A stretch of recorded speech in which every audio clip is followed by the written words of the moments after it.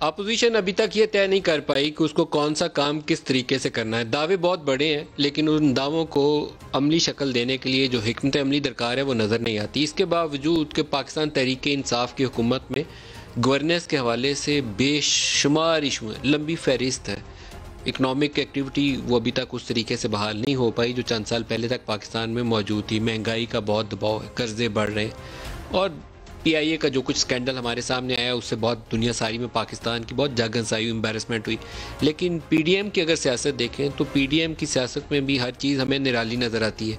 पहले तो ये था कि हमने जनवरी भी गुजरने नहीं देना और इस्तीफ़े दे देने और हुकूमत को चलता कर देना। फिर जनवरी से फरवरी आया, फिर फरवरी से मार्च आया, फिर मार्च में सेनेट इंतखाबात थे, उससे पहले ये भी बात होगी कि हमने इस्तीफ़े दे देने, घर चले जाना है।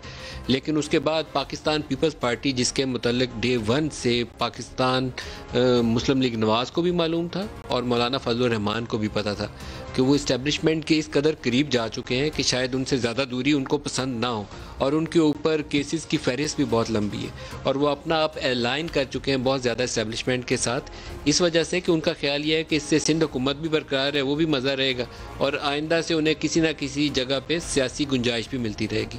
PMLN के पास अदर ऑप्शंस ना होने के बराबर हैं और मौलाना फजल रहमान वो बहुत जल्दी में है कि हुकूमत कल की जाती आज ही गिरा दें, लेकिन उसके लिए दरकार जो ताकत है, सियासी ताकत, पार्लियामेंट्री स्ट्रेंथ, नंबर्स, वो उनके पास मौजूद नहीं है।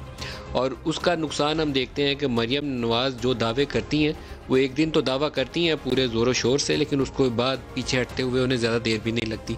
हमने कुछ उनके बयानात इकट्ठे किए हैं आज तक की खबर तक आते हुए, जहां पार्लियामेंट्री पार्टी की मीटिंग थी और सेनेट इंतखाबात में लेने और पार्लिमानी जो सियासी कार्रवाइयाँ उसमें भरपूर हिस्सा लेने का फ़ैसला हुआ, लेकिन उससे पीछे देखें तो उनके बयानात, हर बयान पहले से हमें मुख्तलिफ और उसके लिए दोबारा वही चीज़ के एक खला नज़र आता है कि उस खला को पुर कैसे करना है, अगला सियासी कदम कौन सा होगा। वो लगता है कि अभी मिसिंग लिंक्स उनकी सियासत में बहुत ज़्यादा है। हमने उनका लॉन्ग मार्च के हवाले से जो पहले और बयानिया था, पहले वो एक शॉर्ट्स इकट्ठे किए, दिखाते हैं आपको, फिर आगे चलते हैं, दिखाइएगा जी। 8 तारीख को अब या आर या पार इंशाल्लाह, 13 दिसंबर को या आर या पार इंशाल्लाह।